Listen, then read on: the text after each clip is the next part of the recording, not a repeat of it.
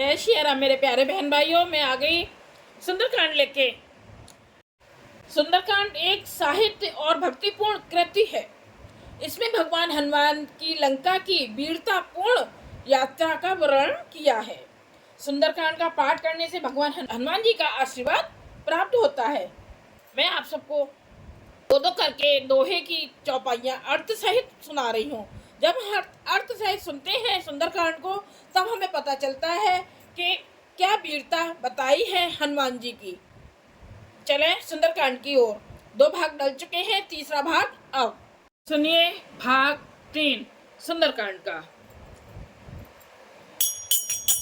फिर वैसे नगरी की जे सभी काजा, हृदय राखी कौशलपुरी राजा। करल सुधार पुकरहि मिताई, गोपत सिंधु अनल सितलाई। अयोध्यापुरी के राजा श्री रघुनाथ जी को हृदय में रखे हुए नगर में प्रवेश करके सब काम कीजिए।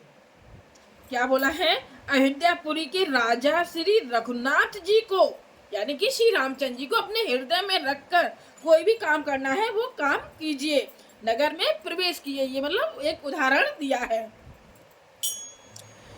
उसके लिए विष अमृत हो जाता है।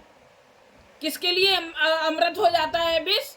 जो अपने हृदय में हर समय श्री रघुनाथ जी को, श्री रामचंद्र जी को स्मरण करते रहते हैं, उनके लिए विष भी अमृत हो जाता है। जैसे कि मीरा बाई के लिए हर समय वो कृष्ण का गुणगान करती रहती थी, तो विष भी अमृत हो गया था ना। इसीलिए इसी तरह से ये यहाँ पर बात बताई है।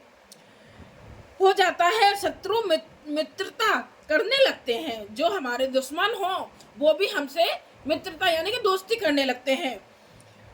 समुद्र गाय के खुर के बराबर हो जाता है।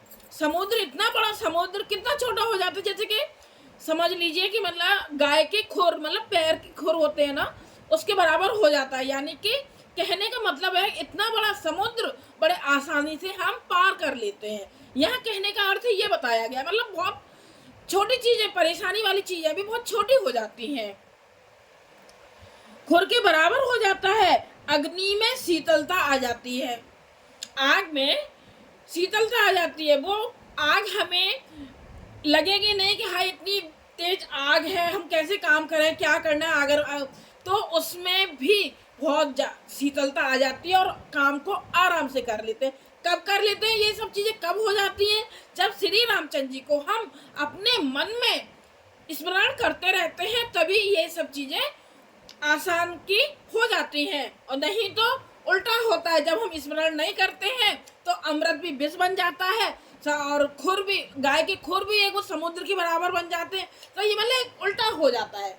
और जब हम स्मरण करते हैं तो ये सारी बातें आसानी से हो जाती हैं। इसलिए कहते हैं ना कि हर समय जाप करते रहना चाहिए भगवान का। जिसमें भी हमारा मन लगे, चाहे श्री रामचंद्र जी में, चाहे श्री कृष्ण जी में, चाहे शंकर भोले बाबा में, चाहे माँ में, किसी में भी मन लगे, उन्हीं का स्मरण हमें करते रहना चाहिए। जब हम अर्थ से सुनते हैं सुंदरकांड को, तभी हमें पता चलता है कि इसमें क्या लिखा हुआ है। बहुत कुछ सीखने को मिलता है। गरुड़ सुमेरु रेणु समताहि, राम कृपा करे चितवा जाई। अति लघु रूप धरेउ हनुमाना, पैठा नगर सुमेरे भगवाना। और हे गरुड़ जी, सुमेरु पर्वत उसके लिए रज के समान हो जाता है। मतलब बता रहे हैं कि हे गरुड़ जी, सुमेरु पर्वत यानी बहुत बड़ा पर्वत, और किसकी बराबर हो जाता है? रज के यानी धूल के बराबर के समान हो जाता है। जिसे श्री रामचंद्र जी ने एक बार कृपा करके देख लिया, तब हनुमान जी ने बहुत ही छोटा रूप धारण किया और भगवान का स्मरण करके नगर में प्रवेश किया। कितना ज्ञान मिलता है हमें अर्थ से।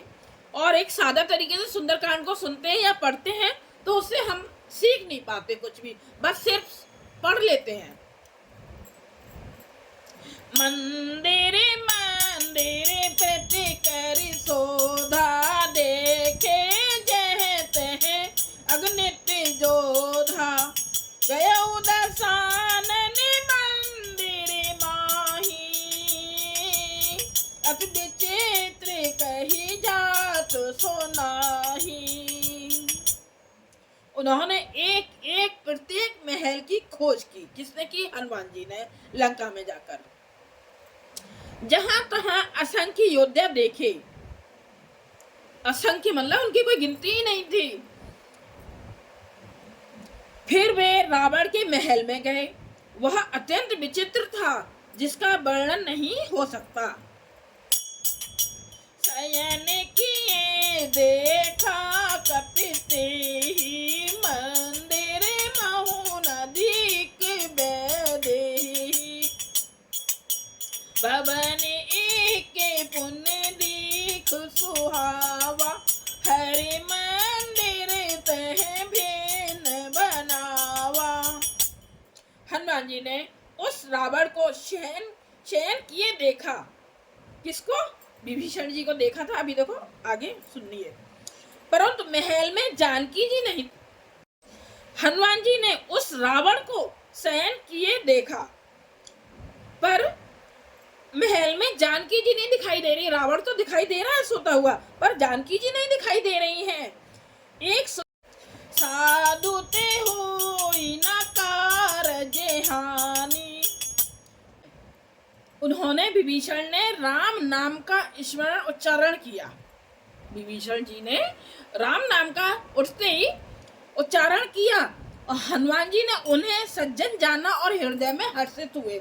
जब देखा कि अरे ये तो राम नाम के गुण गा रहे हैं उठते ही, तो हनुमान जी बहुत खुश हो गए और हनुमान जी ने विचार किया कि इससे हट करके अपनी ओर से ही परिचय करूंगा।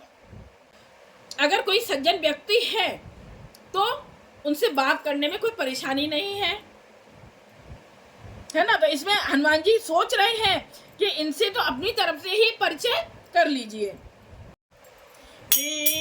रूप धरि बचन सुनाए, सुनत विभीषण उठते आए, कर प्रणाम पूछी कुशलाई, विप्र कहूँ निज कथा बुझाई। ब्राह्मण का रूप धरकर हनुमान जी ने उन्हें वचन सुनाए और पुकारा। सुनते ही विभीषण जी उठकर वहां आए और प्रणाम करके कुशल पूछी और कहा कि हे ब्राह्मण देव, अपनी कथा समझाकर कहिए, मतलब आप अपने बारे में मुझे बताइए समझाकर। कि तुम्हें हरिदासन बह कोई, मोरे हृदय प्रीति अति होई, कि तुम्हें राम दीन अनुरागी, आयहु मोह करन बड़ भागी। क्या आप हरि भक्तों में से कोई हैं? क्योंकि आपको देखकर मेरे हृदय में अत्यंत प्रेम उमड़ रहा है। अथवा क्या आप दीनों से प्रेम करने वाले स्वयं श्री राम जी ही हैं क्या? विभीषण जी समझ सुन रहे हैं, वो सोच रहे हैं कि क्या आप खुद ही राम जी हैं क्या, जो मुझे बड़भागी बनाने घर बैठे दर्शन देकर कृतार्थ करने आए हैं। दोहा। तब हनुमंत कही सब राम कथा निज नाम, सुनत जुगल तन पुलक मनो, मगन सुमिर गुण ग्राम।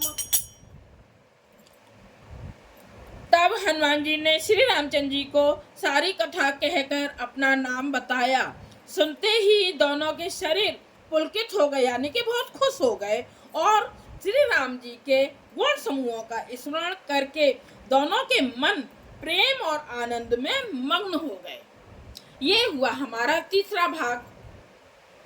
अगर आप सबको थोड़ा सा भी अच्छा लगे तो श्री राम बोल के जरूर कमेंट्स कीजिएगा, सब्सक्राइब कीजिएगा। जब हम कथा सुनते हैं, श्री राम बोलते हैं, तो राम जी हमारे ऊपर बहुत कृपा करते हैं। जय श्री राम। सबको मेरा हाथ जोड़ के प्रणाम। लाइक कीजिएगा, कमेंट्स कीजिएगा, सब्सक्राइब कीजिएगा।